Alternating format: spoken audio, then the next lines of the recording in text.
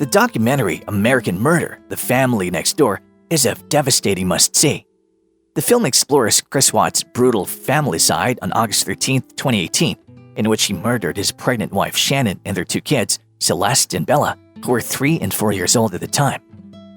Welcome back to Documentary Recap.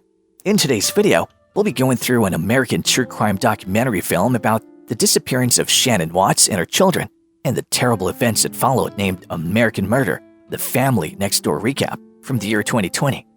In 2018, Shannon Watts and her 2 young girls went missing from their house, and the family's story became international news as the case unraveled.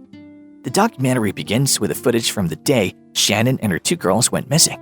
On August 13, 2018, Shannon's friend Nicole Atkinson called the police at 2 a.m. to express her fear for her safety.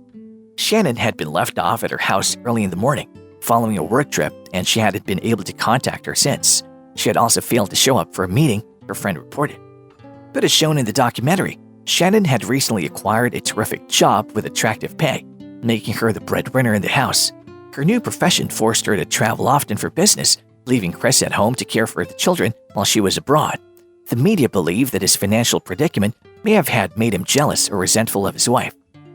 Following that, the documentary delves more into Shannon and Chris's personal lives, including their childhoods, jobs, and how they met.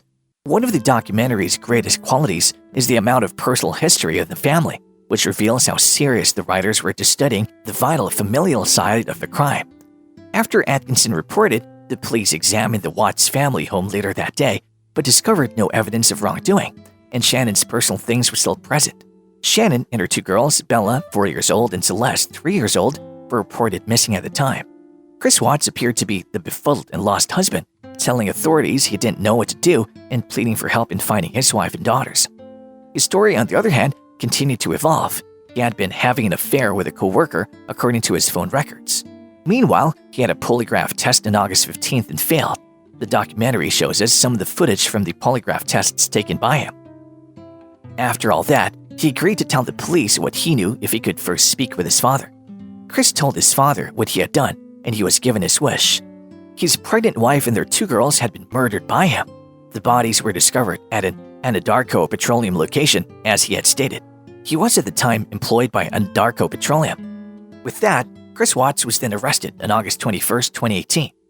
Meanwhile, Shannon is shown in many videos gushing about how much she loves Chris and the moment he found out she was pregnant with his 3rd child. The documentary also shows the text conversations they exchanged when she was driving home from a business trip just hours before he killed her, as well as the text messages she shared with her friends about her husband. There's also a lot of footage of their 2 girls playing with their father and singing him a song about how much he means to them. Although his story was still evolving, he claimed he killed Shannon in a fit of anger after witnessing her murdering their daughters.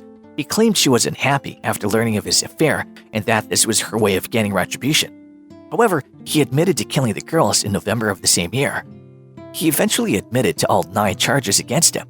5 counts of first-degree murder plus 2 more counts for his daughters because they were under the age of 12, 1 crime of unlawful pregnancy termination, and 3 counts of tampering with a deceased human body as well. Chris still hadn't revealed the whole tale of what had happened that day. All he told detectives was that he and Shannon had fought over their relationship and his desire to leave her, so he killed her. The 2 little girls were startled, and they inquired as to what was going on. He carried Shannon's body, as well as the 2 girls, to the oil site where he murdered the girls. As a consequence of his actions, he's currently serving 5 life sentences as well as an additional 84 years in jail for the other offenses. What are your thoughts about this documentary? Comment below.